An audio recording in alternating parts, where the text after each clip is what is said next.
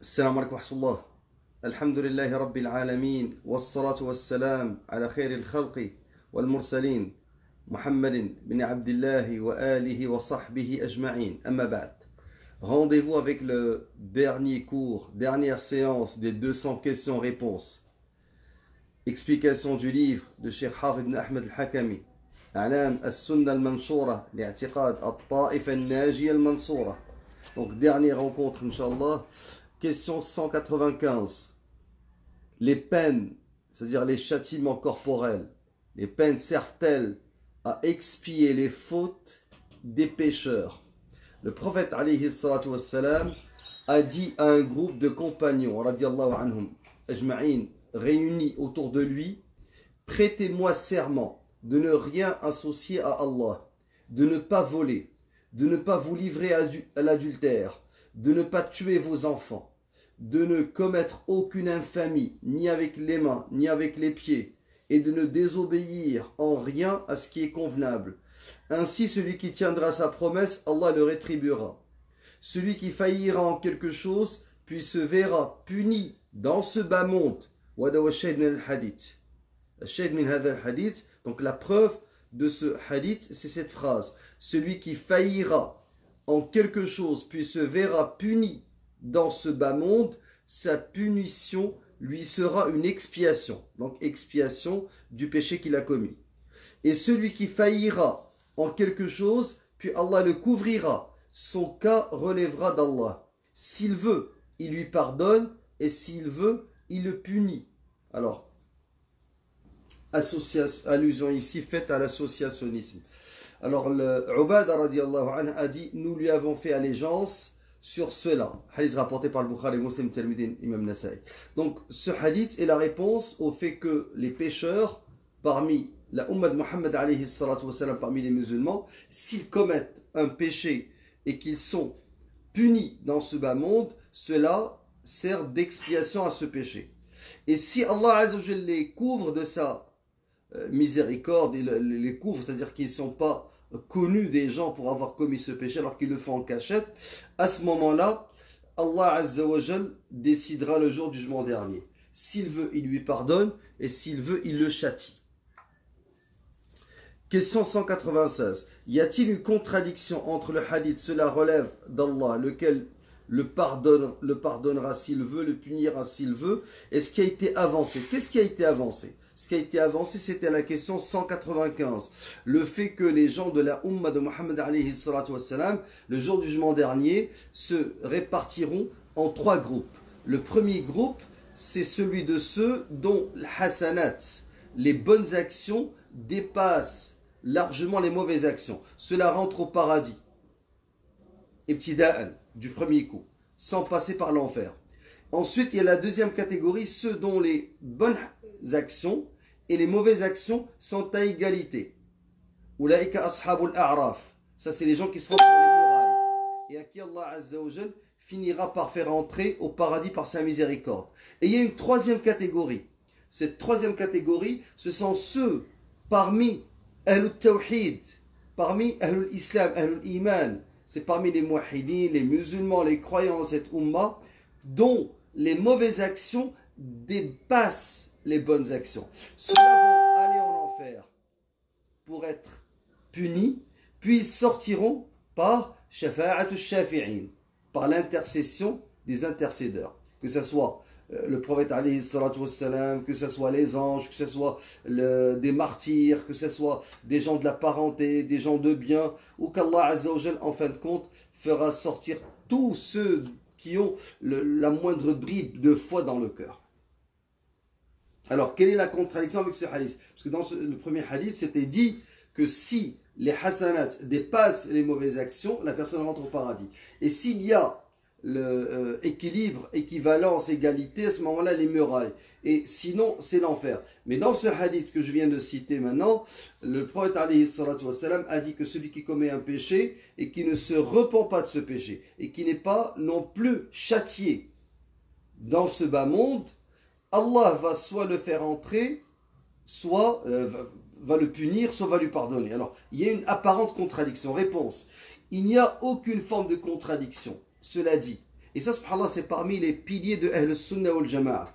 Ahl al-Sunnah wal-Jama'a, yajma'una bayna an-nusus. Ils ne prennent pas un texte, un hadith ou un verset, et laissent les autres. Mais ils font le jama'. Ils prennent en considération l'ensemble des versets et l'ensemble des hadiths. Il n'y a aucune forme de contradiction, cela dit. Quiconque à qui Allah veut pardonner ses péchés, il le soumet à un interrogatoire facile. Et ça, subhanallah, c'est la différence entre l'interrogatoire facile, qui est al-ard, il le soumet, et d'ailleurs le prophète expliqua ce cas de figure par le grand rassemblement où seront exposés, al-ard, exposés les œuvres, en le décrivant ainsi, l'un d'entre vous s'approchera de son Seigneur, si bien qu'il le mettra sous sa protection, avant de lui rappeler ce qu'il faisait sur terre, en lui disant, tu as commis telle et telle chose, tu as commis telle et telle chose. Et chaque fois l'homme répondra par oui, tout en avouant ses forfaits. Dès lors son Seigneur lui lancera, je les ai cachés dans ce bas monde, et voilà qu'aujourd'hui je te les pardonne tout simplement. Hadith rapporté par Bukhari, Muslim et Ibn Majah. أسأل الله عز وجل أن يسرنا فوق الأرض وتحت الأرض ويوم العرض. Qu'Allah Azza wa Jal fasse qu'il nous couvre, qu'il cache nos péchés dans ce bas monde, sous terre, dans nos tombes, et le jour du jugement dernier.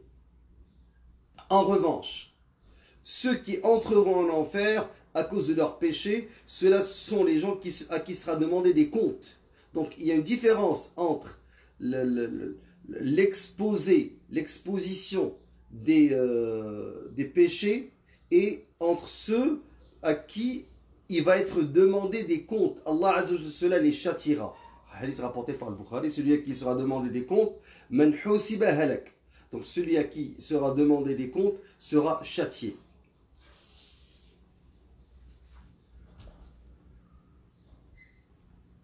Donc le hadith, juste pour que man nuqish al-hisab udhib. قال النبي عليه الصلاة والسلام من نوقش الحساب نوقش, c'est-à-dire qu'Allah Azza wa Jalla va lui demander des comptes, udhib, il sera châtié. Question 197. Quel est ce droit chemin, as-sirat al-mustaqim, que le Très-Haut nous recommande de suivre tout en nous interdisant toute autre voie? Et 17 fois par jour on dit Ihdina as-sirat al-mustaqim, guide-nous sur ce droit chemin. Il s'agit tout simplement de la religion, de l'islam, en vertu de laquelle Allah envoya son messager, fit révéler son Coran, le Coran, et par conséquent refusa toute chose en dehors d'elle. Quiconque choisit la voie de l'islam triomphera. En revanche, quiconque choisit une autre voie se perdra et s'écartera du droit chemin. Comme en témoigne le verset suivant, وَأَنَّ هَذَا صِرَاطِ مُسْتَقِيمًا فَاتَّبِعُوهُ وَلَا تَتَّبِعُوا السُّبُلَ فَتَفَرَّقَ بِكُمْ عَنْ سَبِيلِهِ. Et voilà mon chemin dans toute sa rectitude. Suivez-le donc et ne suivez pas les sentiers qui vous écartent de sa voie. Un jour, le prophète alayhi salatu wassalam a tracé une ligne et a dit: voilà le sentier d'Allah dans sa rectitude. Ensuite, il a tracé plusieurs autres traits qui s'écartent de cette voie, a tracé plusieurs autres, tantôt à sa droite, à sa gauche, avant de faire cette réflexion. Ces sentiers que voici, il n'y en a pas un seul auquel le diable n'appelle les gens pour l'emprunter. Puis il a récité le verset et voilà mon chemin dans toute sa rectitude.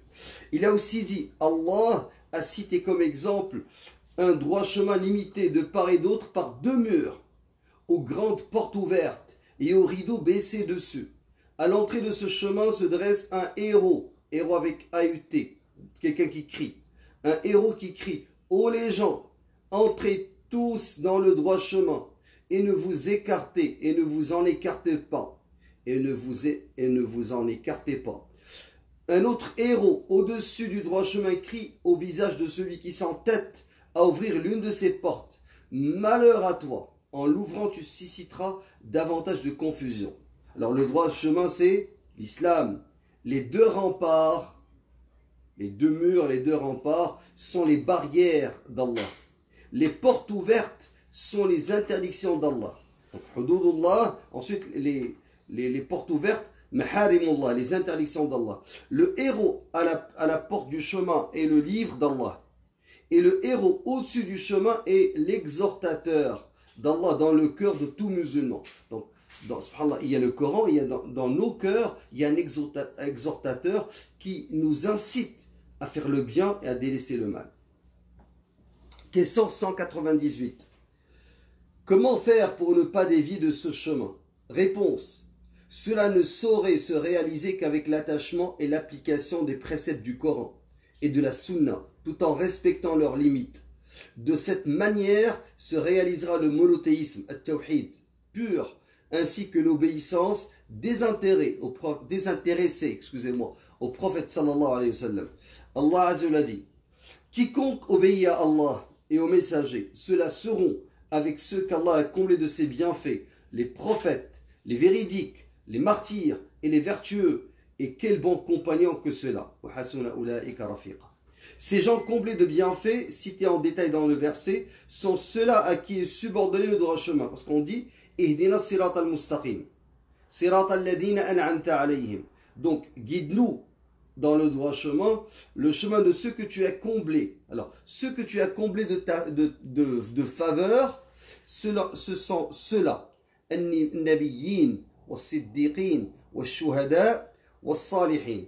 Donc, les prophètes, les véridiques, les martyrs et les vertueux. D'ailleurs, l'homme ne saurait être comblé dans ce bas monde d'un bienfait aussi immense que celui d'être guidé sur le droit chemin et d'être éloigné des sentiers de l'égarement, comme l'a laissé entendre le prophète sallallahu alayhi wa sallam au sujet de sa communauté. Il a dit, je vous ai laissé dans une orthodoxie éclatante de blancheur. Taraktukum ala al-mahajjati al-bayda. Donc, tel qu'on arrive, pas à distinguer sa nuit de son jour. Ne s'en écarte que le damné, excusez-moi. Taraktukum ala al-mahajjati al-bayda, layluha kanahariha, la yaziru anha illa halik. Donc, ne s'en écarte que le damné, le perdu. Question 199. Qu'est-ce qui s'oppose à la sunna? Alors, sont opposées à la sunna toutes ces innovations religieuses qui essaient de se substituer à la sharia. Donc, subhanallah, al-bid'a, l'innovation, hiya tariqatu dahi al-sharia. Donc, al-bid'a et al-sharia, c'est comme une vraie devise et une fausse monnaie. Elle lui ressemble, mais elle est fausse. Alors, le Très-Haut a agréé pour ses serviteurs la sunna. Et le prophète alayhi salam a dénoncé, subhanallah, en ces termes, il a dit, quiconque ajoutera du nouveau à notre ordre que voici sera rejeté. Hadith muttafaq alayhi, rapporté par Bukhari et Muslim. Donc, man ahdatha fi amrina ma laysa min fahuwa radd. Dans sa mise en garde contre ces innovations, il a aussi dit, prenez soin de ma tradition et de la tradition des califes bien guidés après moi. Attachez-vous à ces préceptes fortement. Gardez-vous des choses inventées. Car chaque invention, on parle d'invention en matière de religion, car chaque invention mène droit à l'égarement. Ayant prévu l'avènement de cette hérésie, de ces bid'ah, de ces innovations, il a dit, ma communauté se divisera en 73 sectes. Toutes iront en enfer, à l'exception d'une seule. As'alullah Azza wa Jal qu'on soit de ceux qui vont suivre le prophète alayhi salatu wassalam sur le droit chemin, qui ne vont pas s'écarter dans les sentiers.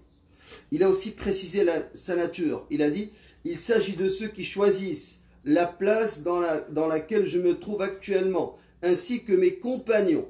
Donc si tu veux être sur ce droit chemin, suis le prophète alayhi salatu wassalam et ses compagnons dans la compréhension de la religion. Parce que certains prétendent avoir des capacités intellectuelles qui leur permettent de comprendre ad-din, la religion, par eux-mêmes. Et le prophète alayhi salam, il a été clair à cet égard.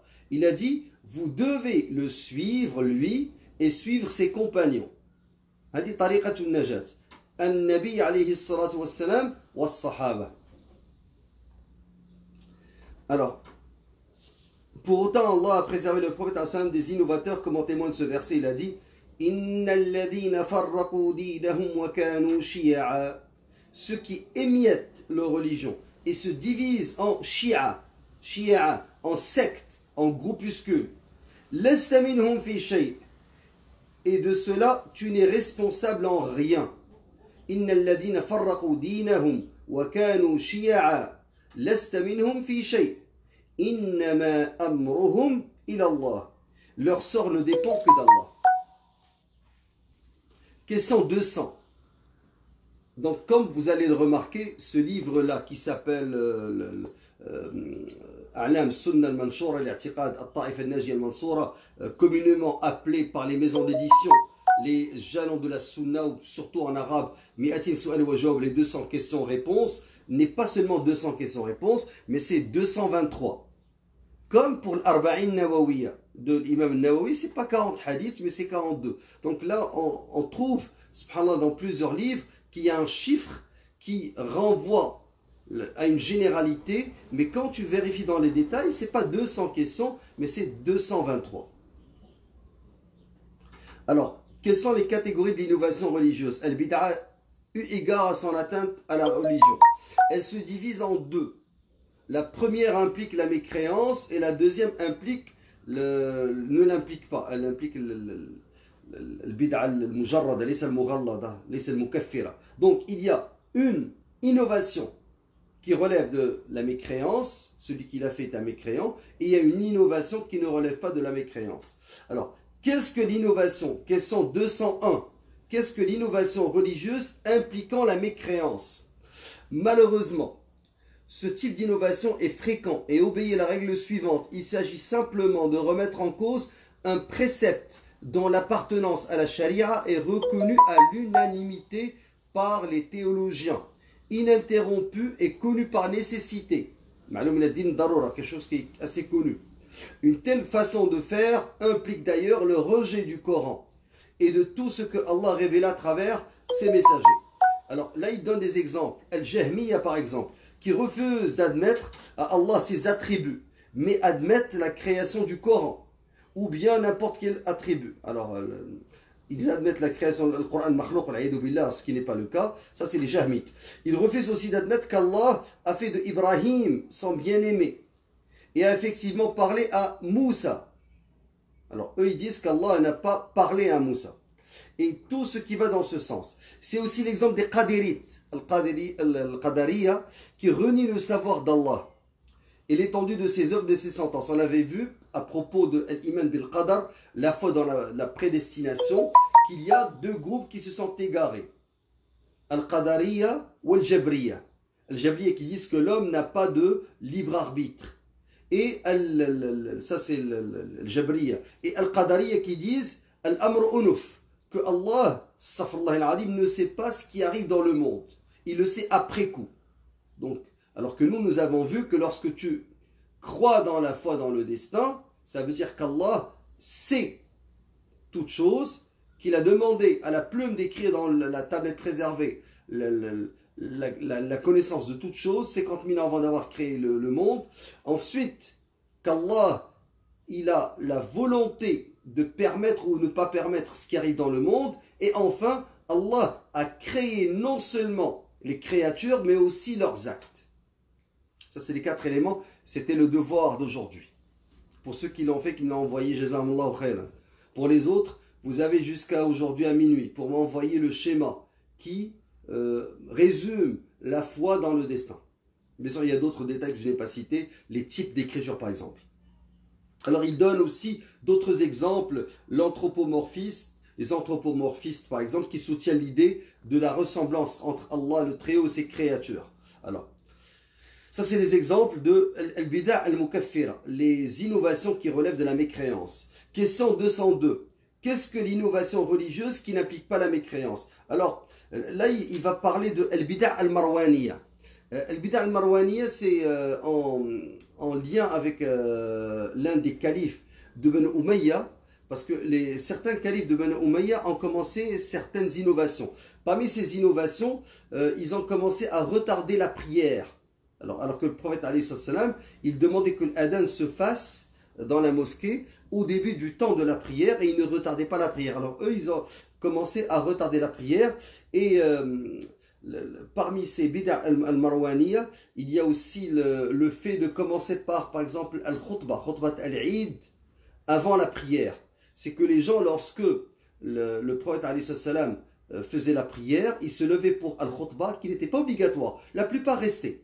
Mais quand les califes de Banu Umayya ont commencé à faire cela, plusieurs musulmans qui leur déplaisaient ces khutab n'attendaient pas pour écouter le prêche, le sermon de khutbat al-Eid, ils priaient et ils quittaient. Alors ils ont changé, ils ont introduit une bid'a, une innovation, ils ont commencé à faire le sermon avant la prière. Et d'ailleurs, Sahaba radiallahu anhum les ont rabroués et ont dit que cela ne relevait pas de la sunna. Alors, c'est pour ça qu'il parle de al-bid'a al-marwaniya.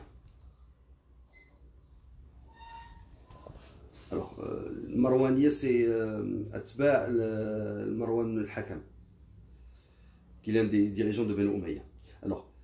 Alors, ces innovations ne sont pas considérées comme étant de la mécréance et Salaf et les honorables compagnons les ont dénoncés, rejetés, comme c'est dit dans la réponse du cheikh, mais pas au point de considérer mécréants ceux qui les font. Alors, et ils n'ont pas non plus refusé de leur allégeance, parce qu'ils retardaient la prière. Donc ils ont continué à leur prêter allégeance, à les considérer comme étant des dirigeants musulmans.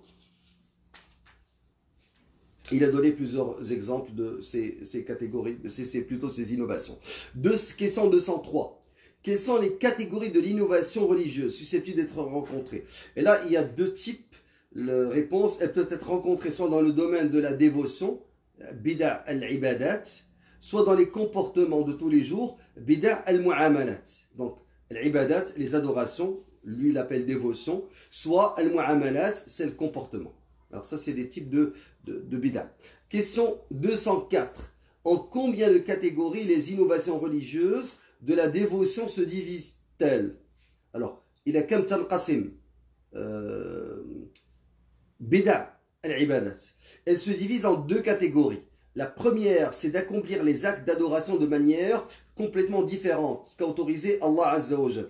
Allah Azza wa Jal dit وَمَا كَانَ صَلَاتُهُمْ عِنْدَ الْبَيْتِ إِلَّا مُكَاءً وَتَصْدِيًّا dans Sourate Al-Anfal, et leur prière auprès de la maison n'est que sifflement, battement des mains. Alors, là, il donne comme exemple ce que font les égarés parmi les soufis, Ghulat Soufia, et les égarés parmi les soufis, ils utilisent les instruments de musique, la danse, le chant, les acclamations dans les mosquées, et prétendent que cela n'est pas lahu, c'est une adoration. La hawla wa la quwwata illa billah. Et subhanallah, il y a quelques temps, il y avait un imam qui était apparu ici à Montréal et qui cachait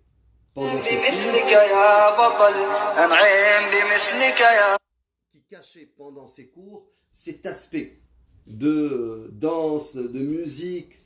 Et subhanallah, avec le temps, plusieurs de ses adeptes se sont rendus compte que cette question de danser, de chanter dans les mosquées, c'est pas les mosquées, c'est zawaya, dans ces zawiyat des soufis, est une norme chez eux, subhanallah. Ça fait partie de ces bid'a, de ces innovations dans les adorations.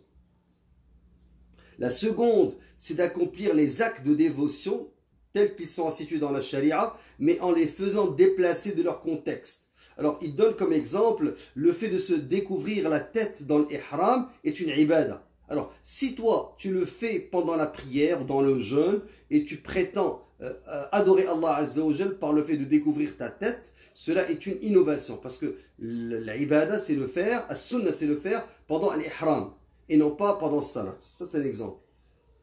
Alors ça c'est les exemples qu'il donne. C'est le cas des prières surérogatoires qui sont accomplies à des moments qui ne sont pas permis. C'est aussi le cas de jeûner par exemple le jour du doute ou les deux fêtes. Ça, c'est interdit de le faire, et le fait de le faire, c'est une bid'a, donc c'est une innovation.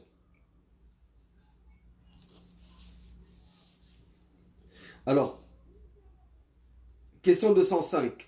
Quelles sont les situations qui peuvent surgir lorsque l'innovation concerne un rite religieux, excusez-moi. Dans ce cas d'innovation religieuse, peut impliquer deux types de situations. Dans la première, elle annule le rite religieux. Alors, il y a une bid'a que si tu l'as fait, elle n'est pas bid'a mukaffira, elle n'est pas une bid'a, une innovation qui relève de la mécréance. Donc elle ne relève pas de la mécréance, mais si tu l'as fait, elle va annuler le rite que tu viens de faire.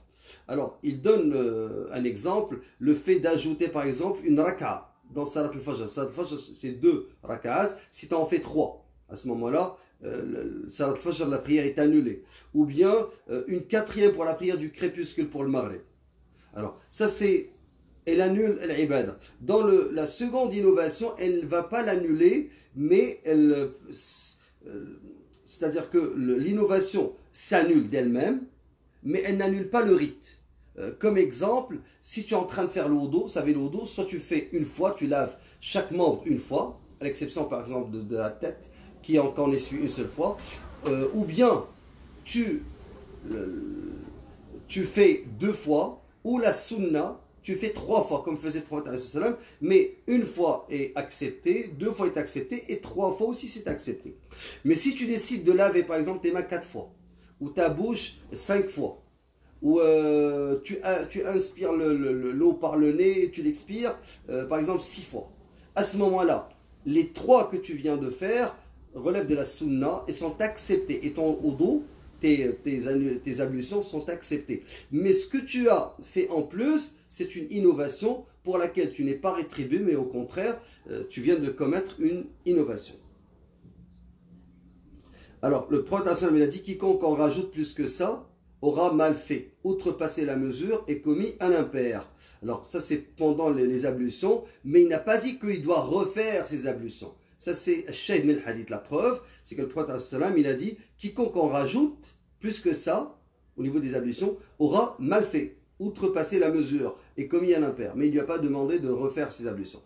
Question 206. Quelles sont les innovations dans le comportement? Alors, là on a vu qu'il y avait une première catégorisation des innovations, celle qui relève de le la mécréance, et celle qui ne relève pas de la mécréance. Ensuite, celle qui relève du comportement, celle qui relève de l'adoration. Dans l'adoration, on en a vu 2 maintenant au niveau du comportement. Alors, il s'agit d'exiger des règles de conduite qui n'ont été rapportées ni dans le Coran, ni dans la Sunna, l'image de celui qui exige de faire allégeance à un nom affranchi. Ça, il va raconter l'histoire de Barira, qui était une esclave qui a voulu se racheter sa liberté. Alors elle a demandé à notre mère, la mère des croyants, Aïcha radiallahu anha, de l'aider. Et lorsque Aïcha radiallahu anha l'a aidé à avoir l'argent pour se racheter, pour acheter sa liberté, celui qui l'a possédé, son maître ou ses maîtres, ont demandé qu'elle demeure dans son allégeance envers ses maîtres. Alors le hadith, je vais le citer rapidement. Le prophète alayhi salam, à ce titre, lorsque des membres de la famille de Barira exigèrent une telle responsabilité, alors ces membres de famille, ils ont demandé à ce que l'allégeance elle passe de son maître à sa famille. Le prophète se leva et il a dit, cela dit, qu'ont les gens exigé des conditions qui émanent nullement du Coran. Toutes les exigences n'émanant pas du Coran sont vouées à la nullité, quitte à ce qu'elles soient une centaine. Le décret d'Allah est le plus juste et l'exigence d'Allah est la plus sûre. Que dire aussi des gens parmi vous qui disent « Oh, un tel affranchit telle personne et moi j'aurai l'allégeance ». Or, l'allégeance n'appartient qu'à celui qui a franchi lui-même. Alors, on ne parle pas de l'allégeance, l'wala ul-bara, on ne parle pas de cette allégeance. L'alliance et le désaveu. On parle de l'allégeance dans laquelle le prophète il a dit « Al-'itqu nasab ». Alors, comme dans un hadith, il a dit Al-wala'u luhmatun ka luhmatin nasab la yuba' wa la yuhab. Alors là, il a expliqué le prophète dans Al-wala' nasab. Donc ici, cette alliance de laquelle parle le prophète qui expliquait dans ce hadith, quand il a parlé de l'allégeance, et non pas l'alliance. Des fois on trouve dans les traductions alliance. Ça veut dire que, subhanallah, lorsque tu mets au monde quelqu'un, lorsque une mère accouche, lorsqu'un couple a un enfant, cet enfant-là les hérite s'il meurt. Donc il y a ici une allégeance parce ils ont eu la responsabilité de le mettre au monde. Allah l'a créé, mais eux, ils l'ont mis au monde, donc ils prennent soin de lui.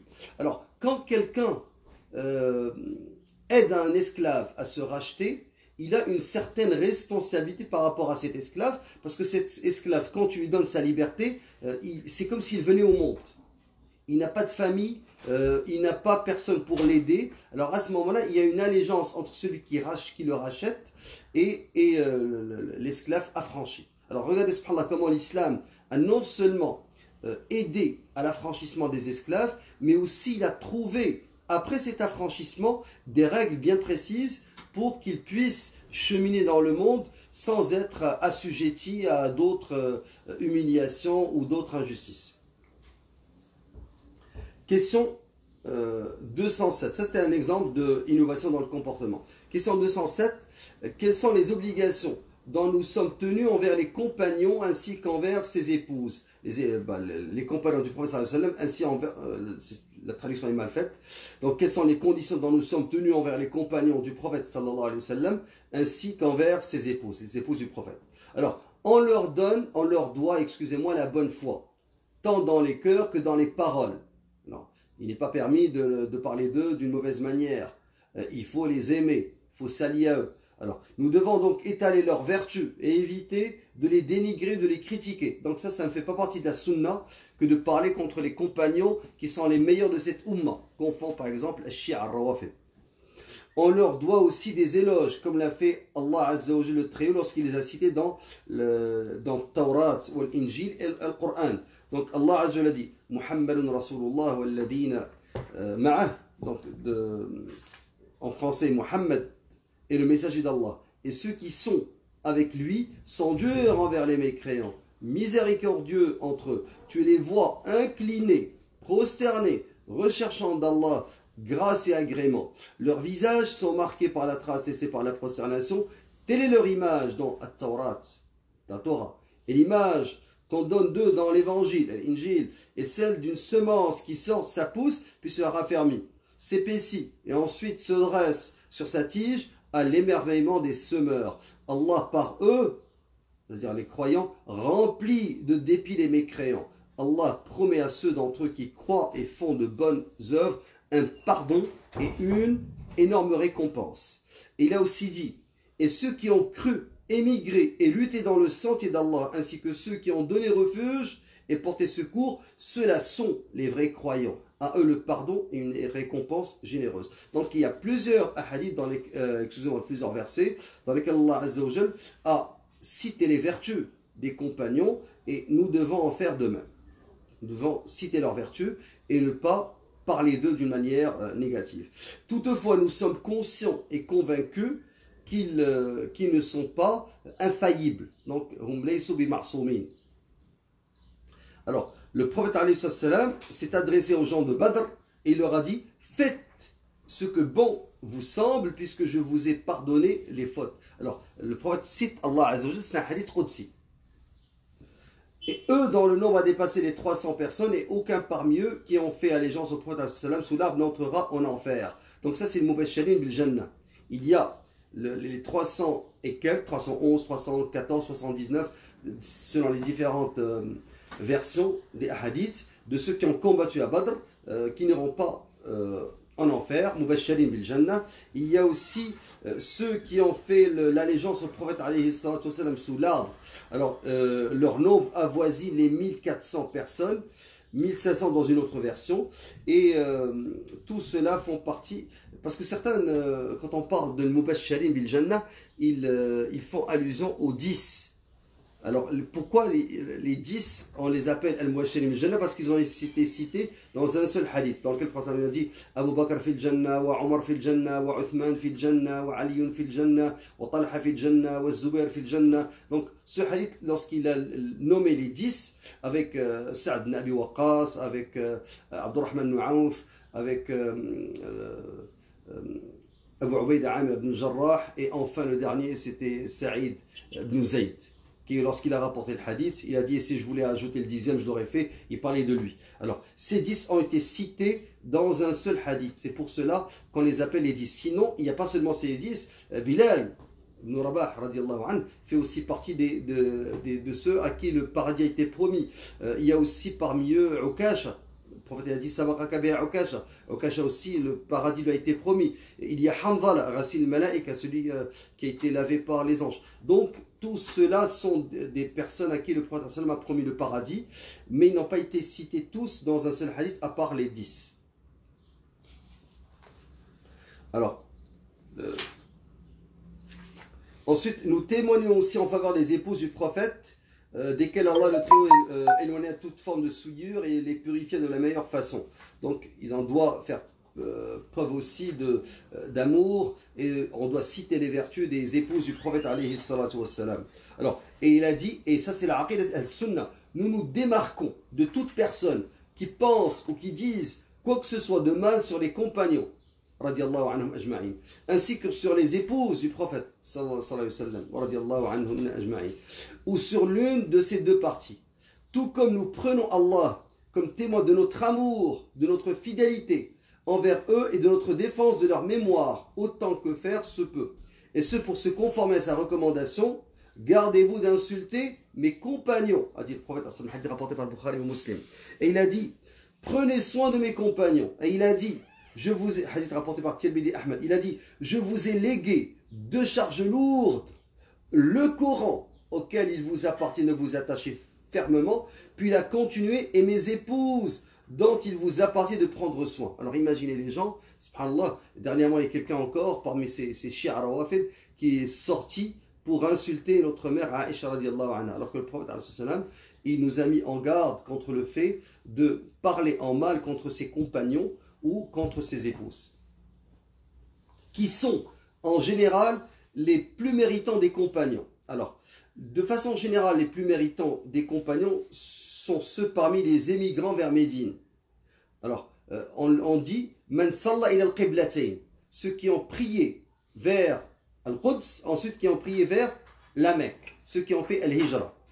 Ensuite, ceux parmi les auxiliaires, donc al-Aws wal-Khazraj qui se sont convertis à l'islam, qui ont apporté leur soutien au prophète, les habitants de Médine. Ensuite, ceux qui se sont... c'est une autre erreur. Il n'y a pas ceux qui se sont combattus, mais qui ont combattu à ses côtés à Badr, donc les compagnons qui sont sortis à Badr, puis à Uhud. Ensuite, ceux qui lui ont prêté serment d'allégeance. Ensuite, ceux qui leur ont succédé parmi les compagnons. Ça, c'est, je dirais, l'ordre du mérite des compagnons. Alors, Allah Azza wa Jalla dit, celui d'entre vous qui a donné ses biens et combattu avant la conquête, ces derniers sont plus hauts en hiérarchie que ceux qui ont donné et combattu après. Aura chacun Allah a promis la plus belle récompense. Verset de Surat Al-Hadid. Question 209. Qui sont en détail maintenant les plus méritants des compagnons? Là, on a commencé par parler des catégories. Donc, il y a ceux qui ont émigré, il y a Al-Ansar, Al-Muhajirun Al-Ansar, les gens de Badr, il y a aussi Ashab al-Bay'a, Bay'at al-Ridwan. Question 209. Qui sont en détail les plus méritants des compagnons du prophète alayhi salatu wassalam? Alors, à ce titre, Abdullah ibn Omar a dit, radiallahu anhuma, au temps du prophète, sallallahu alayhi wa sallam, on ne comparait personne à Abu Bakr. Il en était de même ensuite pour Omar, ensuite pour Uthman, et on ne portait pas de préférence vers tel ou tel compagnon. Radiallahu al-Jami', hadith rapporté par le Bukhari. Donc, au temps du prophète, c'était Abu Bakr, Omar, Uthman, puis s'arrêter. Ça, au niveau de la préférence, au niveau de la hiérarchie. Au cours de leur retraite dans la grotte, le prophète sallam a lancé à l'adresse d'Abu Bakr, que penses-tu de deux individus dont le troisième est Allah? Ça, c'est le fadl Abu Bakr, le mérite d'Abu Bakr qui a été cité dans le Coran, subhanallah. Alors, il a aussi dit, s'il m'a été donné d'avoir un ami parmi ma communauté, j'aurais choisi Abu Bakr. Néanmoins, Abu Bakr restera pour moi un frère et un compagnon. Il a aussi dit, quand Allah m'a envoyé, vous m'avez traité de menteur, alors qu'Abu Bakr m'a considéré véridique. Il était à mes côtés et me soutenait avec sa personne et avec ses biens. À 2 reprises, il a donné tout son argent pour l'islam. Abu Bakr Siddiq radiallahu anhu. Êtes-vous prêt donc à me laisser mon ami? Et il a dit le prophète à propos de Omar ibn al-Khattab, ô Ibn al-Khattab, par celui qui tient mon âme dans la main, dès que le diable te voit emprunter un chemin, il emprunte un autre. Hadith rapporté par le Bukhari Muslim. Il a aussi dit, s'il y avait parmi ceux qui vous ont précédé des inspirés, s'il y en avait un parmi ma communauté après moi, ce serait Omar. Et regardez combien de fois le Coran est venu confirmer la parole de Omar ibn al-Khattab radiallahu anhu dans Asra Badr, dans le hijab, l'obligation de hijab pour les femmes du prophète alayhi salatu wassalam, donc dans plusieurs occasions, dans l'adhan, on voit que Abu Omar, dans l'interdiction de l'khamr, de l'alcool, le vin, donc Omar ibn al-Khattab disait des choses et le Coran venait subhanallah confirmer sa parole ou ses requêtes. Et au sujet du loup et de la vache qui a parlé, il a dit, donc le prophète raconte un hadith dans lequel un loup a parlé et une vache a parlé. Puis il a dit, j'y crois, à l'instar d'Abu Bakr et Omar. Regardez subhanallah leur statut. Ensuite, à propos de Uthman radiallahu anhu, il a dit le prophète alayhi salatu wassalam, lorsqu'il a fait le serment d'allégeance, justement pour aller le secourir et venger Uthman. Il pensait qu'il avait été tué. Il avait dit, lorsqu'il a pris sa main, il a dit, voici, il a fait signe de la main droite et a lancé, voici la main de Uthman. Puis il a posé sur la main gauche avant de continuer, celle-ci c'est pour Uthman. Il a fait le bay'a à sa place. Il a aussi dit, quiconque a creusé le puits de Roma aura en échange le paradis. Et c'est Uthman radiallahu anhu qui avait subhanallah acheté le puits de Roma et qu'il avait donné aux musulmans. Et il a dit, quiconque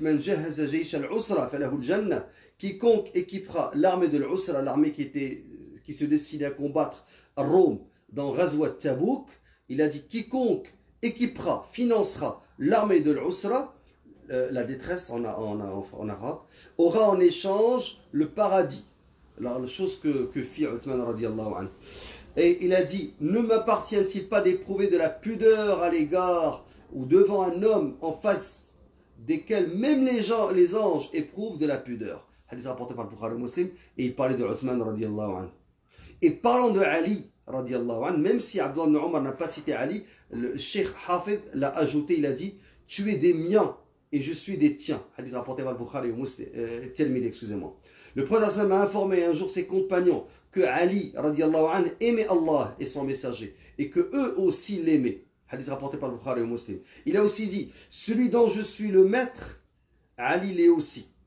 Et il a dit à Ali radiallahu anhu, ne te plairait-il pas d'être vis-à-vis de moi ce que Haroun était vis-à-vis de son frère, c'est-à-dire Moussa, sauf qu'il n'y aura pas de prophète après moi. Hadith rapporté par le Bukhari et Muslim. Alors, regardez subhanallah comment Shia al-Rawafid mentent sur leurs adeptes quand ils disent que les musulmans, les sunnites, sont contre Ali radiallahu anhu, alors que les hadiths authentiques dans le Bukhari et Muslim, et eux ils insultent le Bukhari et Muslim.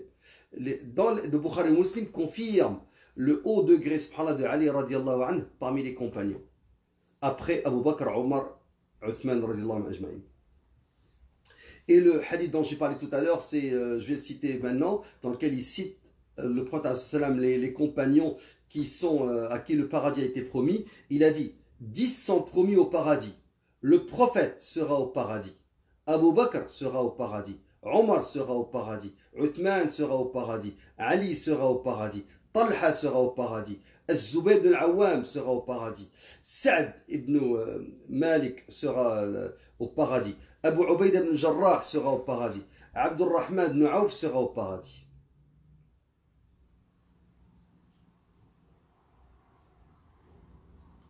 Saïd ibn Zayd a dit à ce titre, je peux même citer le 10e, allusion faite à sa personne, c'est ce que j'avais dit tout à l'heure, donc subhanallah, il était le 10e.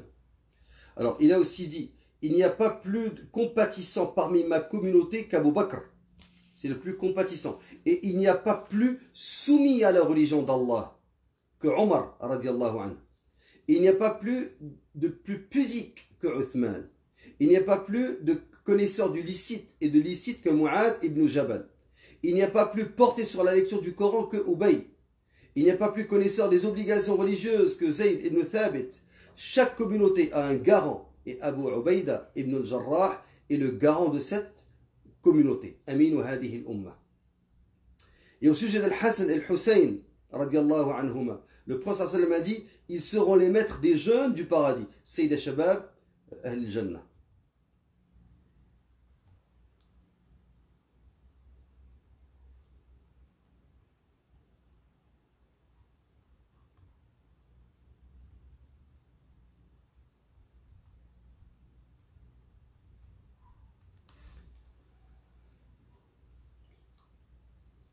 Alors, et au sujet d'Al-Hassan, comme j'ai dit, et il a dit, oh Allah, aime-les autant que je les aime. Tout comme, il parle de Al-Hassan al-Hussein, tout comme ils constitueront ses parfums. Al-Hassan al-Hussein, a été rapporté par Al-Bukhari. Et au sujet d'Al-Hassan seul, il a dit, mon fils que voici est un maître, un seigneur. Par son intermédiaire, Allah réconciliera deux puissances musulmanes, c'est-à-dire deux groupes de musulmans. Alors, c'est ce qu'on a, l'année qu'on appelait Amul Jama'a, dans lesquels le groupe de Muawiyah radiallahu anhu et le groupe qui suivait Ali radiallahu anhu ont fini par se réconcilier par le biais de Hassan ibn Ali radiallahu anhu ajma'in. Et au sujet de leur mère, eux deux, elle sera la maîtresse des femmes du paradis. Là, on parle de Fatima radiallahu anha. Alors, regardez Aqidat al-Sunnah wal-Jama'a.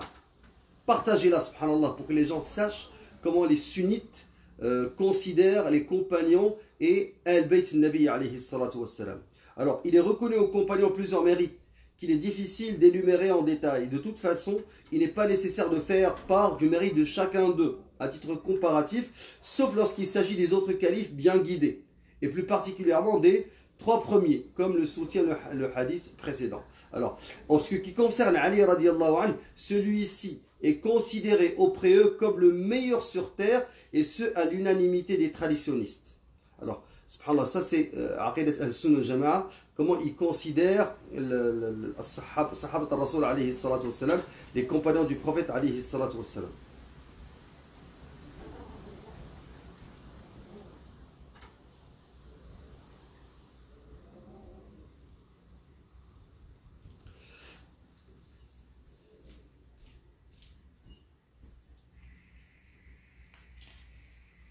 Donc, question 210. Combien de temps durait le vicariat, al-khilaf, après le prophète, alayhi salatu wassalam, après la mort du prophète? Il est rapporté par Abu Daoud, d'après Saïd ibn Jahman, d'après Safina, le messager d'Allah a dit, al-khilafa, le vicariat, succédant à la prophétie, sera de 30 années. Ensuite, Allah fera régner qui il veut. Alors, c'était d'ailleurs le temps qu'a duré le khilafat Abu Bakr de Omar, Uthman et Ali. À titre indicatif, le vicariat d'Abu Bakr a duré 2 ans et 3 mois. Celui de Omar, 10 ans et 6 mois. Celui de Uthman, 12 ans. Et celui de Ali, 4 ans et 9 mois. Alors, il restait 6 mois. Et les 6 mois, subhanallah, c'est le temps, la durée du vicariat de Khilafat Al-Hassan ibn Ali radiallahu anhu. Alors, c'est lui le 5e calife. Alors, on entend souvent dire que le 5e calife est soit Abdullah ibn Zubayr, lui aussi était un calife, subhanallah. Soit Omar ibn Abdel Aziz. Donc, le 5e calife, ce n'est pas, d'après le hadith du prophète, c'est Al-Hassan. Mais Al-Hassan, radiallahu anhu, il va laisser sa place à Muawiyah, radiallahu anhu. Il va faire le bay'a à Muawiyah. Alors, cela dit, le premier souverain en islam était Muawiyah, radiallahu anhu, le meilleur et le plus méritant des rois musulmans. Ensuite, la royauté prit un caractère au relent d'héritage avant l'avènement de Omar ibn Abdel Aziz, qui reste aux yeux des traditionnistes comme étant le 5e des califes bien guidés, al-Khulafa al-Rashidoun, et ce pour avoir suivi leur chemin. Alors, faites attention, comme j'ai dit, cela ne veut pas dire que, puisque certains ont considéré Omar ibn Abdel Aziz comme le 5e calife, qu'il est meilleur que les compagnons. Alors, on a demandé à l'un des salafs, est-ce que Omar ibn Abdel Aziz est meilleur que Muawiyah? Il a dit, Roubar, la fumée, la poussière qui est dans le nez de Muawiyah lorsqu'il combat avec le prophète alayhi salam est meilleur que toi, Omar Abdel Aziz. C'est vous dire qu'on ne peut pas comparer un compagnon avec un non-compagnon. Question 211. Quelle est la preuve de la légitimité du vicariat, de khilafat, les 4 califes en général? Ils sont nombreux et on ne peut les énumérer tous. Cet élément, cette question elle est importante parce qu'il y a eu en Égypte, lors de la régence de Lord Cromer, lorsque la Grande-Bretagne avait colonisé l'Égypte, une tendance à vouloir dire que l'islam n'est qu'une spiritualité. Vous avez déjà entendu ça en France, mais c'est ancien. La Grande-Bretagne avait commencé bien avant la France à essayer de comploter contre l'islam et vouloir dire que l'islam c'est une spiritualité, le bon comportement, qu'il n'y a pas de charia, qu'il n'y a pas... Alors, et ils ont dit qu'il n'y a pas de pouvoir, que le prophète nous a laissé le Coran, qu'il y a une umma, mais il n'y a pas de dawla. Faites très attention. Alors, ça ne relève pas de Aqidah al-Sunnah al-Jama'a. L'islam, charia, une législation et une spiritualité. Alors, il y a l'imam qui guide la prière, il y a l'imam qui applique le hudud, qui fait le jihad, qui guide la umma, qui va la diriger. Alors, c'est pour ça qu'il dit qu'ils sont très nombreux et on ne peut les énumérer tous. Néanmoins, il y a ceux qui limitent la durée du vicariat à 30 années. Alors, ce qui constitue la période de leur règne, il y a ceux qui, comme nous venons de le voir, portent sur leur mérite par rapport aux autres d'une part et en fonction de la chronologie de leur période de vicariat successive. Alors, il a donné parmi ces preuves, il y a aussi d'autres arguments relevés à travers ce qui a été rapporté d'après Abu Daoud et d'autres d'après Samura ibn Jundub, selon lequel un homme avait dit au prophète alayhi salam, au messager d'Allah, j'ai vu en songe un objet à l'aspect d'un seau descendre droit du ciel. Abu Bakr s'est approché, l'a saisi par ses anses et en a bu un peu. Ensuite, Omar s'approcha, à son tour le saisit par ses anses et en a bu et en but, non sans se pencher. Ensuite, Uthman en fit de même. Enfin est venu le tour de Ali. En s'apprêtant à boire, le seau a balancé et a fait déverser sur lui quelque chose de son contenu. Il y a aussi le plus grand des arguments, à savoir l'unanimité de ceux dont l'unanimité fait autorité, al-ijma', sur la validité du califat des 4 compagnons, radiallahu anhum ajma'in. Celui qui soutient le contraire n'est qu'un égaré innovateur. Question 212. Quelle est la preuve de la légitimité du vicariat des 3 califes en général? Alors, ils sont nombreux aussi, en plus de ce qui a été dit précédemment, on peut ajouter ici le hadith d'Abu Bakr. Lorsque le messager, sallallahu alayhi wa sallam, a demandé un jour, qui d'entre vous a vu quelque chose en songe? Un homme lui a répondu, moi, j'ai vu un objet à l'aspect d'une balance descendre du ciel. Et on t'a fait monter d'un côté et Abu Bakr de l'autre. Et la balance a penché en ta faveur. Ensuite, on a fait monter Abu Bakr et Omar. Et la balance a fait pencher en faveur d'Abu Bakr. Ensuite, on a fait monter Omar et Uthman. Et la balance a penché en faveur de Omar. Puis, on a fait monter la balance. Hadith rapporté par Tirmidhi et Abu Daoud. Dans un autre hadith, le prophète sallam a dit, cette nuit, un homme vertueux a vu en songe Abu Bakr s'accrocher au messager d'Allah, Omar s'accrocher à Abu Bakr et Uthman s'accrocher à Omar. Et on les retrouve, les 2 hadiths, dans les sunan. Et aussi d'autres preuves de vicariat, question 213, quelle est la preuve de la légitimité du vicariat de Abu Bakr et Omar en général. Alors, il dit, elles sont nombreuses les preuves. On peut citer à ce titre ce qui a été rapporté dans le Sahih. Lorsque le prophète sallam a dit, pendant que je dormais, je me suis vu en songe devant un puits sur lequel se trouvait un seau. Puis je suis servi autant qu'Allah l'a voulu. Ensuite, Ibn Abi Quhafa, alors là il parle de Abu Bakr as-Siddiq, s'est saisi à son tour du seau et a pris 1 ou 2 mesures de son contenu, mais avec une certaine faiblesse. Et Allah lui pardonnera cette faiblesse. Ensuite, le seau est devenu un baquet avant d'être saisi par Omar. D'ailleurs, je n'ai jamais vu de personne se permettre une prise aussi vigoureuse comme celle de Omar, si bien que les gens purent se reposer après en avoir bu. Alors, quelle est la preuve de la légitimité du vicariat d'Abu Bakr et de sa priorité sur les autres? Ce ne sont pas les arguments qui font défaut. Il y a plusieurs preuves que le prophète avait désigné d'une certaine manière Abu Bakr. Parmi ces preuves, il y a une femme, hadith rapporté dans le Bukhari et Muslim, qui s'était présentée un jour devant le prophète et qui lui a demandé de revenir un jour. C'est alors qu'elle lui a demandé, et si je viens et je ne te trouve pas? C'était comme si elle faisait allusion à sa mort. Il lui a répondu, alayhi salatu wassalam, si tu ne me trouves pas, va voir Abu Bakr. Hadith rapporté par Bukhari et Muslim. Alors, dans le hadith de Muslim, il est rapporté d'après Aïcha radiallahu anha que le prophète sallam lui a demandé lors de sa maladie, fais appel à ton père ainsi qu'à ton frère pour que je puisse écrire un livre, car je crains que celui que quelqu'un ait des prétentions le dise, je passe le premier alors qu'Allah et les croyants refusent un autre qu'Abu Bakr. Et il lui a demandé Moro Abu Bakrin, Falisalli bin Nas. Donc, il a dit demande à Abu Bakr qu'il fasse la prière, qu'il devienne l'imam lorsqu'il était malade, le prophète sallam, et Aïcha radiallahu anha ne le voulait pas. Et finalement, le prophète sallam lui a ordonné de demander à Abu Bakr d'être l'imam dans la prière.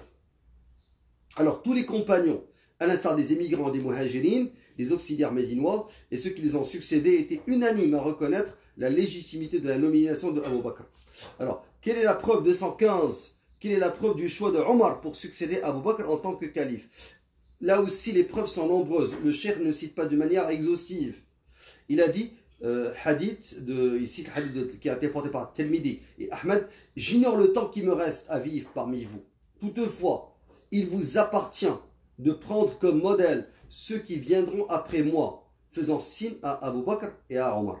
Il y a aussi le hadith de la subversion comparée aux vagues déchaînées de la mer dans lequel Hudayfa radiallahu anhu a dit à Omar radiallahu anhu, tu es séparé d'elle, la subversion, par une porte close. Omar a demandé, sera-t-elle ouverte ou brisée? Il a répondu, elle sera brisée.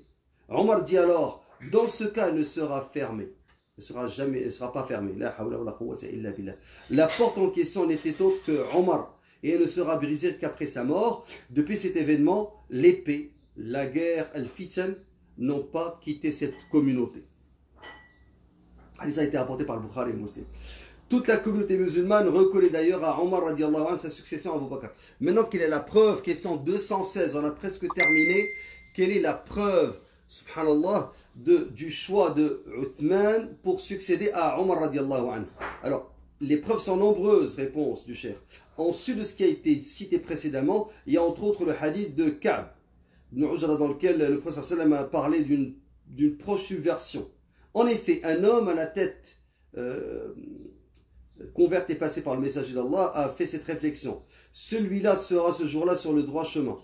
Il a continué. Je me suis précipité vers Uthman en le prenant par les bras avant de me mettre en face du messager d'Allah, lui demandant celui-là. Il a répondu oui, celui-là. Alors, il y a un autre hadith rapporté par Aïcha radiallahu anha que le prophète sallam a dit: oh Uthman, si Allah te donne un jour le commandement et que les hypocrites veulent que tu enlèves ta chemise, il parle du califat, qu'Allah t'a fait porter, ne l'enlève surtout pas. Et il lui a répété ça 3 fois.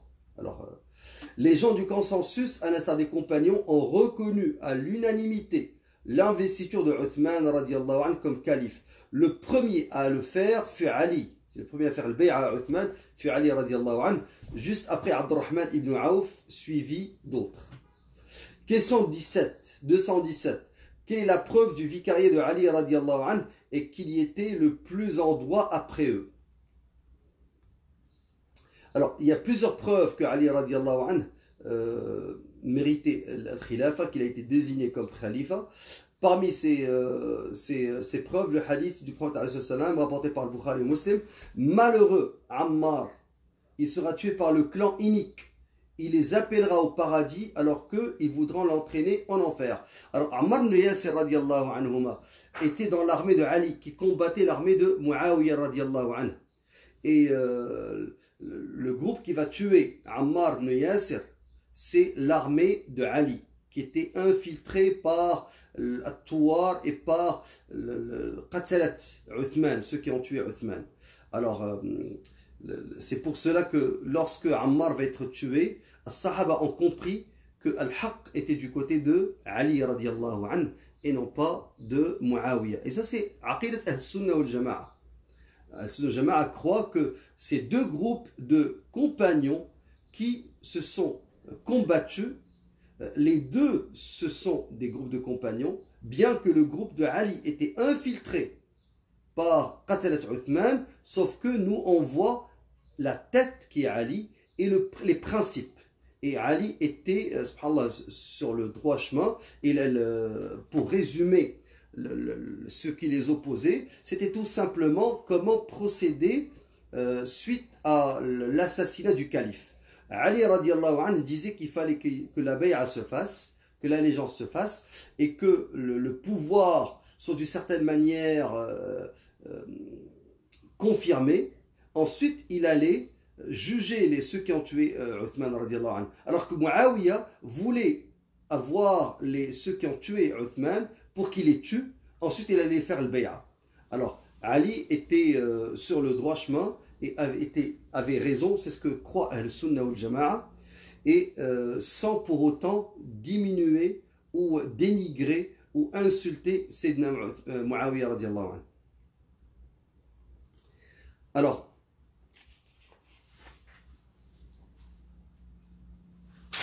parmi les hadiths aussi, hadith rapporté dans le Sahih, le hadith prophète, des gens se constitueront en un groupe rebelle et renieront leur religion, ils seront par la suite combattus par le groupe resté loyal. Alors là, on parle de Khawarij. C'est aussi vérifié avec les rebelles kharijites, les dissidents qui furent combattus par Ali radiallahu anhu le jour de Nahrawayn, lui à qui on reconnaissait le plus de loyauté selon l'unanimité des traditionnistes. Alors, Khawarij, ils ont fait takfir de Muawiyah et de Ali, des deux. Bien qu'il n'y ait eu aucun compagnon parmi eux, il n'y avait que des ignorants parmi eux. Question 218. À quoi sommes-nous tenus envers ceux qui nous commentent? Alors ça, c'est une question très importante. Quelle est la relation du musulman vis-à-vis des dirigeants? Alors, réponse 218. On se doit d'être près d'eux, de leur porter conseil en vue de se conformer, d'obéir et de guider avec justice, de leur rappeler la bienveillance, de prier derrière eux, de combattre à leur côté, de leur remettre les aumônes pour les distribuer, de les supporter, même s'ils commettent parfois des injustices, de ne pas leur déclarer la guerre, tant qu'ils ne déclarent pas leur apostasie au grand jour, ni ne les berner par de faux éloges. Alors au contraire, on se doit d'invoquer Allah en leur faveur pour qu'ils soient gratifiés de bonté morale et de réussite. Il y a certains qui lisent, par exemple, ce type de réponse et qui l'appliquent sur les dirigeants qu'on a aujourd'hui. Alors, les dirigeants qu'on a aujourd'hui, le problème, c'est pas seulement qu'ils sont injustes, c'est pas seulement l'injustice, c'est le fait par exemple, que Sisi ou Bachar va mettre des gens en prison. Aujourd'hui, il y a les dirigeants qui sont dans les pays des musulmans. Non, Bachar, de toute façon, même s'il appliquait Sharia, c'est un Nusayrit. Donc, c'est même pas un musulman. Mais je parle de ceux qui se disent sunnites, qui se disent musulmans, mais qui n'appliquent en rien Sharia. Parce qu'un imam, l'imam de la prière, sa fonction, c'est de guider la prière. Mais l'imam qui dirige la Ummah, la nation ou le pays, sa fonction, c'est d'appliquer la législation. Alors, s'il n'applique pas la législation, donc, ce qui est dit ici, c'est valable pour le dirigeant qui applique Sharia, même s'il est injuste, s'il commet une injustice. Parce que s'il commet une injustice, il est injuste envers un groupe ou une personne. Alors, il faut que tu ne te venges pas, que tu ne défendes pas ta propre personne quand tu subis l'injustice. Il faut que tu réagisses lorsque l'injustice touche, subhanallah, aux droits collectifs, les droits collectifs, les droits d'Allah Azza wa Jal, le fait d'appliquer Shar Allah Azza wa Jal. Alors là, il donne les preuves comme quoi il faut obéir aux dirigeants. Bien sûr, il y a un point aussi en faveur, il y a aussi un point qu'il faut prendre en considération. Il dit il ne faut pas les berner par de faux éloges. Leur dire que tu es le plus savant des dirigeants alors que c'est un ignorant. Ou lui dire que tu es quelqu'un de pieux alors qu'il boit l'alcool. Alors il faudrait faire attention. C'est vrai qu'il y a l'obéissance s'ils appliquent Shar Allah Azza wa Jal, mais il ne faut pas non plus faire preuve d'hypocrisie ou les berner par de faux éloges. Maintenant, la preuve, réponse 219, le prophète il a dit écoutez et obéissez, même si celui qui vous commande est un esclave. Et Allah Azza wa Jal a dit ô croyants, obéissez à Allah et obéissez aux messagers, à ceux d'entre vous qui détiennent le commandement. Ya ayyuhalladhina amanu ati'u Allah wa ati'u ar-rasula wa ulil amri minkum. Et remarquez que obéissez ne s'est pas répété quand il s'agit des dirigeants.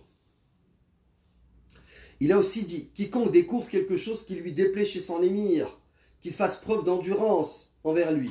Car quiconque se démarque du groupe, ne serait-ce qu'un enfant et meurt en cette situation, c'est comme s'il était mort du temps de l'époque de l'ignorance. Et Ubad ibn Samit, hadith rapporté par Bukhari Muslim, Ubad ibn Samit a rapporté, lorsque le prophète sallallahu alayhi wa sallam nous a appelés, on lui fit allégeance. On a fait alors la promesse de l'écouter et de lui obéir, que ce soit dans ce que l'on aime ou dans ce que l'on n'aime pas, que ce soit dans la facilité ou dans la difficulté, et de ne point remettre en cause un ordre, sauf en face d'une apostasie prouvée au grand jour. Alors il a aussi dit, même si celui qui vous commande est un esclave noir mutilé du nez et des oreilles, mais qui applique le Coran, il vous faut l'écouter et lui obéir.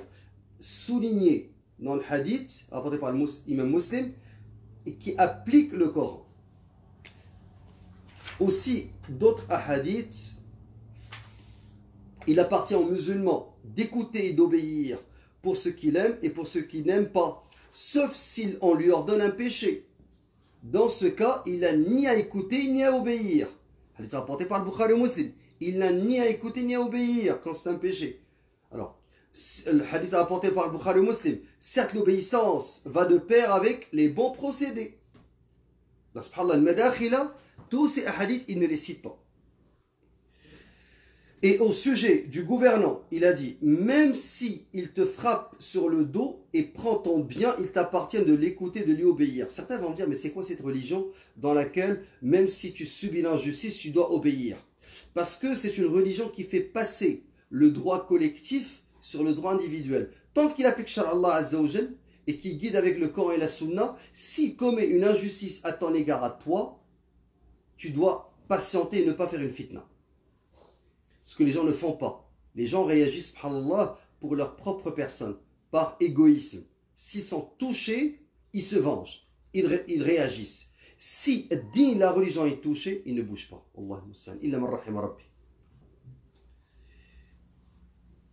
Il a aussi dit, quiconque néglige, ne serait-ce une obéissance envers Allah, rencontrera le jour de la résurrection son Seigneur privé d'arguments. Et quiconque meurt sans avoir à son actif une allégeance, mourra de la mort de l'époque de l'ignorance. L'allégeance, c'est pour dire que l'islam, c'est une religion de jama'a.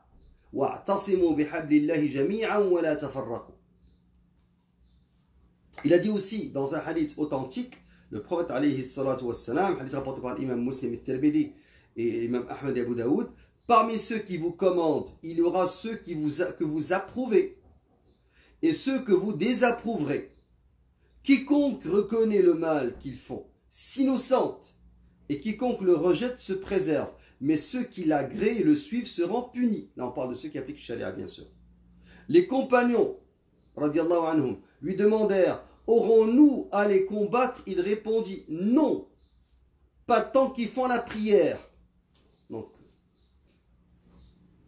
à l'instar d'autres hadiths se rapportant à la question et qu'on trouve dans As-Sahih. Il nous reste 3-4 questions, on a terminé. Question 220. À qui est assignée l'obligation de commander le bien, al-amr bil ma'ruf, et d'interdire le mal, al-nahy anil munkar? Et quels sont les degrés? Est-ce que tout le monde peut ordonner le bien et interdire le mal, le faire avec la main, le faire avec la langue, le faire avec pas seulement le cœur? Alors ça, c'est la réponse à laquelle on va répondre.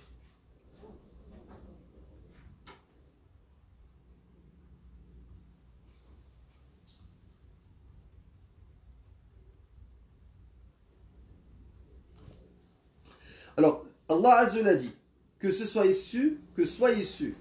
وَلْتَكُمْ مِنْكُمْ أُمَّةٌ يَدْعُونَ إِلَى الْخَيْرِ وَيَأْمُرُونَ بِالْمَعْرُوفِ وَيَنْهَوْنَ عَنِ الْمُنْكَرِ وَأُولَٰئِكَ هُمُ الْمُفْلِحُونَ. Que soit issu de vous une communauté qui appelle au bien, ordonne le convenable et interdire le blâmable, car ce seront eux qui réussiront. Et le prophète il a dit, quand l'un d'entre vous donc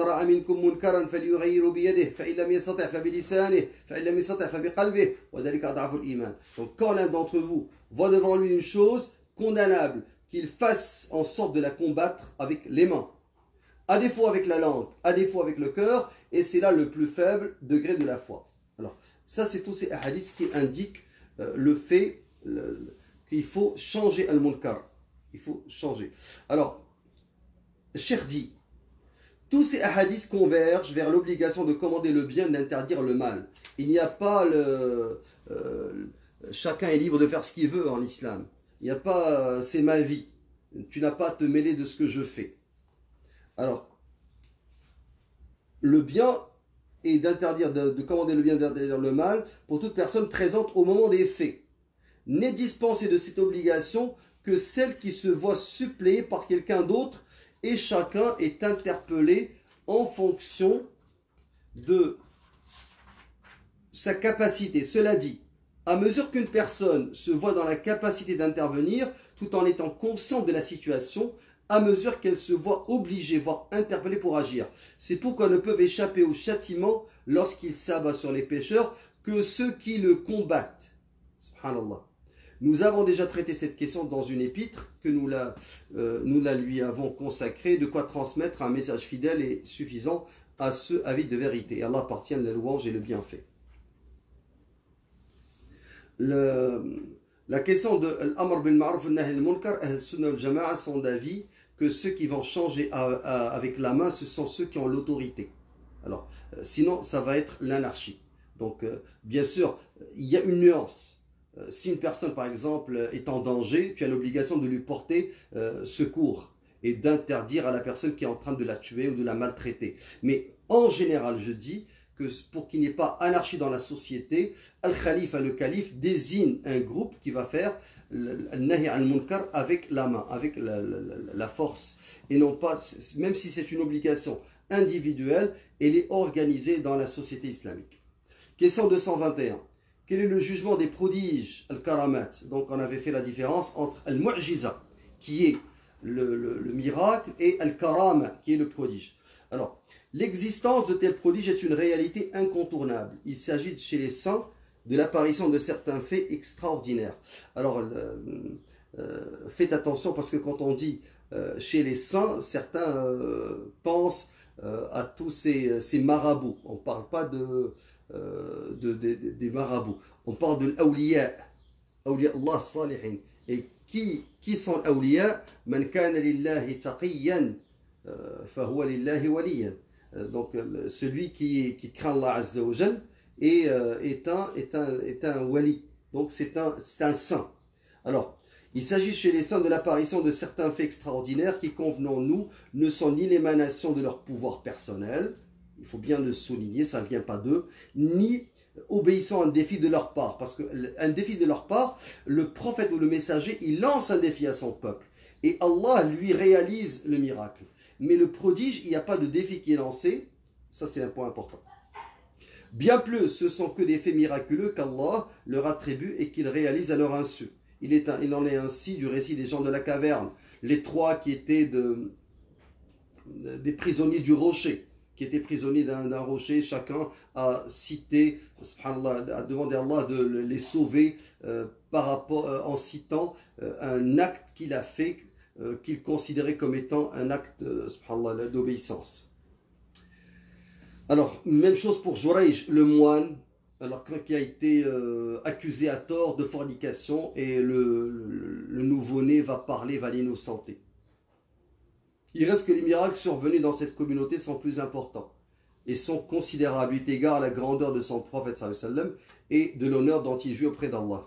Il en est ainsi du prodige survenu à Abu Bakr, et là il va Ayyam Ridda, il va citer plusieurs prodiges. Alors nul besoin de les citer, c'est des exemples de prodiges qui ont été faits parmi les compagnons, réalisés parmi les compagnons radiyallahu anhum ajma'in. Avant-dernière question, question 222. Alors, qui sont les bien-aimés d'Allah? Il s'agit de toute personne ayant cru en Allah, l'ayant craint et ayant suivi le prophète alayhi salatu wassalam. Alors, c'est ça l'awliya. Quand on parle de saints, les gens pensent que les saints, ce sont ces marabouts qui voient aujourd'hui et qui sont des charlatans. Mais en fait, les bien-aimés d'Allah, c'est toute personne qui a cru en Allah et qui le craint et qui suit le prophète alayhi salatu wassalam, qui suit la sunna du prophète alayhi salatu wassalam. Allah Azza dit: Ala inna awliya Allah la khawfun alayhim wa la hum yahzanun. En vérité, les bien-aimés d'Allah seront à l'abri de toute crainte et ils ne seront point affligés. Et il a dit, Alladhina amanu wa kanu yattaqun. Juste après, il va décrire, subhanallah, qui sont ces bien-aimés. Alladhina amanu, ceux qui croient, wa kanu yattaqun, et qui craignent Allah. Donc il y a la foi et il y a, subhanallah, la crainte. Et il a dit, Allahu waliyyu alladhina amanu yukhrijuhum min adh-dhulumati ila an-nur. Allah est le défenseur de ceux qui ont la foi. Il les fait sortir des ténèbres à la lumière. Alors, il donne plusieurs autres versets qui montrent qui sont ces bien-aimés d'Allah, qui sont ces saints, ces awliya Allah. Il a aussi dit إنما وليكم الله ورسوله والذين آمنوا الذين يقيمون الصلاة ويؤتون الزكاة وهم راكعون ومن يتولى الله ورسوله ومن يتولى الله ورسوله والذين آمنوا فإن حزب الله هم الغالبون. Vous n'avez d'autre allié qu'Allah, son messager et les croyants qui accomplissent la prière, s'acquittent de la zakat et s'inclinent devant lui. Et quiconque prend pour allié Allah, son messager et les croyants, réussira, car c'est le parti d'Allah qui sera victorieux. Le prophète sallallahu alayhi wa sallam a dit, certes les gens parmi les fils d'Antel ne sont pas mes alliés sont les pieux. Al-Hassan radiallahu anhu wa rahimahullah a dit, quand on dit Al-Hassan, on parle d'Al-Hassan al-Basri, des gens prétendus aimer Allah et il les a mis à l'épreuve à travers ce verset.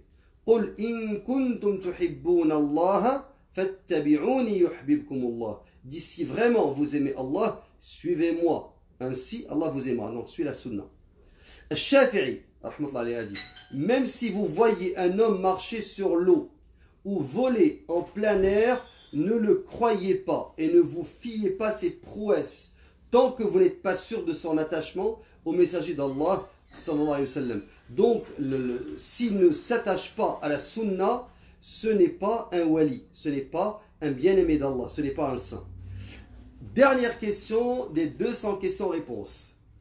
À quel groupe fait allusion le prophète sallallahu alayhi wa sallam dans le hadith? Un groupe de ma communauté restera accroché à la vérité de façon évidente, faisant fi de ceux qui se démarqueront d'eux, jusqu'à ce qu'arrive le commandement d'Allah le Très-Haut, hadith rapporté par le Bukhari ou Muslim. Alors, la question qu'il pose, après avoir étalé, détaillé la aqida, la croyance de Ahl Sunnah wal Jama'a, il veut parler de qui est ce groupe de la vérité. Donc, le cheikh a expliqué notre croyance par rapport aux piliers de l'islam, par rapport aux piliers de l'iman, de la foi, par rapport à l'ihsan, la bienfaisance, l'ihsan, la bienfaisance, l'excellence. Ensuite, il a parlé de divers éléments qui relèvent de l'aqidah, que ce soit l'innovation, que ce soit les compagnons, que ce soit le khilafa, le califat. Et il termine par cette question. Qui est ce groupe? Réponse. Le groupe en question est celui qui sera sauvé de l'enfer parmi les 73 groupes, comme le rapporte le hadith. Toutes sont vouées, c'est-à-dire les sectes à l'enfer, à l'exception d'une seule. Il s'agit du groupe qui suit la collectivité, al-jama'a. Alors dans un autre récit, on lit, il s'agit de ceux qui seront sur ma voie et celle de mes compagnons, sahaba. Donc, as-sunnah, thumma as-sahaba. Suivre la sunnah et les compagnons. Nous implorons, donc il termine le livre par nous implorons Allah le Très-Haut de nous classer parmi eux. Qulu amin. De ne pas faire dévier nos cœurs après nous avoir guidés au droit chemin et de nous combler de sa miséricorde, car c'est lui le donateur, le gracieux. Subhana rabbika rabbil izzati amma yasifun wa salamun ala al-mursalin walhamdulillahi rabbil alamin. Il termine par ces versets. Gloire à ton Seigneur, Seigneur, le Seigneur de la puissance. Il est au-dessus de ce qu'ils décrivent, et paix sur les messagers et louange à Allah, Seigneur de l'univers. Et il a dit qu'Allah fasse en sorte que tous nos efforts soient dévoués à sa noble face. Amin, nous en disons de même. Donc, fin de l'explication de la aqidah de Ahl Sunnah wal Jama'a, les 200 questions-réponses. Alam Sunnah al-Manshura, l'i'tiqad al-Ta'if al-Naji al-Mansoura, qu'Allah Azza wa Jal accepte de nous tous cette explication et qu'il fasse qu'on soit de ceux qui suivent al-Haqq, qui suivent le vrai. Donc cette croyance, elle doit être non seulement lue, expliquée et crue, mais elle doit être appliquée. Allah Azza wa Jal n'a pas envoyé ses livres pour garnir les bibliothèques. Il n'a pas envoyé le Coran pour garnir notre bibliothèque. Et non, il n'a pas fait en sorte que les compagnons et ceux qui les ont suivis ont diffusé cette science pour qu'on la classe sur les étagères, mais pour qu'elle soit présente dans la vie de tous les jours, dans tous les domaines, dans la politique, dans l'économie, dans l'éducation, dans le comportement, dans l'adoration. Et c'est ce qui fait défaut aujourd'hui. Aujourd'hui, tu trouves de grands savants, mais dans des tours d'ivoire, isolés de la communauté, isolés des gens. Il faut que, en tant que talabat ilm, que vous preniez ce savoir et que vous l'appliquiez dans la vie de tous les jours. Pas seulement des rappels, mais une application sur soi, sur sa famille, sur les gens qui vous entourent, pour que cette Ummah redevienne ce qu'elle était, la Ummah qui guide l'humanité vers le bien, vers la félicité, ici-bas et dans l'au-delà. Salam alaikum wa rahmatullah. Examen, Inch'Allah, dans 2 semaines.